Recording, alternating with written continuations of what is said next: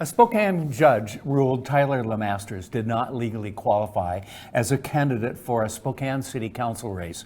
This decision means LeMasters' name will no longer be on the November ballot, and Betsy Wilkerson will run unopposed. This outcome stunned voters, and especially the LeMasters campaign, as Tyler has lived in Spokane for years.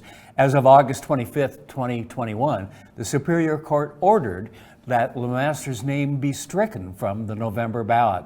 The court found Tyler does not meet the definition of residency as established in the City Council charter.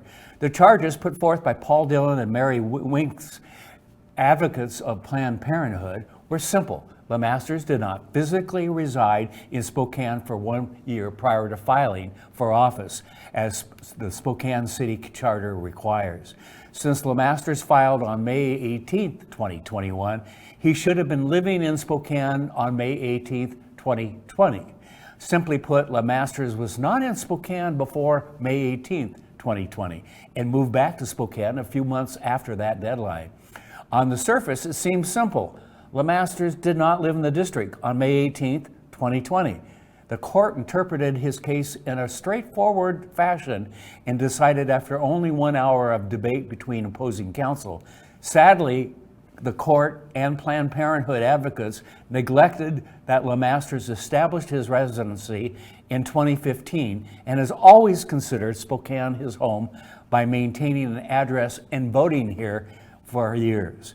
Fast forward to the end of the case. The court ruled firmly against the LeMasters campaign in almost every conceivable way. Now, as the decision is set, we are left with the precedent that becoming a candidate in Washington state just got much harder. So now how does the court case affect all future candidates in Spokane and statewide, you ask?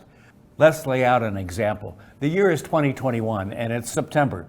A 29-year-old legislative assistant working for a Washington state senator feels it's her time to run for office after being enmeshed in the legislature and local community for some time. Her senator represents the 3rd legislative district located in the city of Spokane. Born and raised in Spokane, she knows there's an opening in one of the Spokane City Council seats, but the election is not until November of 2022. Since her election is November 2022, she will have filed for candidacy in May of 2022, earlier that year. As the Spokane City Charter states, she must have been living in the district for 1 year before filing, which would be May of 2021. Here the problem arises. As a legislative assistant, she's required to live in Olympia for a few months out of the year. When she lives in Olympia, she ends her Spokane lease and signs the lease in Olympia from January to June of the year, as she always does. As the standard 6-month lease, here's the problem highlighted. Since she did not physically reside in Spokane for May of 2021 and did not own property in Spokane, and as a renter, she is no longer a valid candidate. This woman, a lifelong resident and active community member of Spokane, is no longer eligible to be a candidate because she lived somewhere else temporarily. LeMasters' circumstances are the same, except he was working in D.C.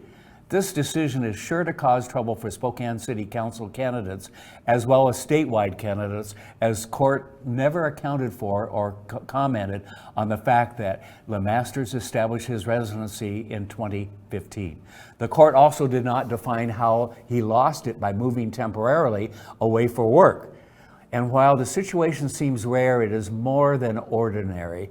It's our globalized world to live and work in various places. Needless to say, this issue will more than likely emerge again, and it seems that there is now a new tool to deny democracy as politics in Washington become more and more divisive. For all those legal junkies out there, please go to our website where you can read the full review of the court case with all the nuances involved. While the outcome of this case was simple, the arguments were not and still remain murky.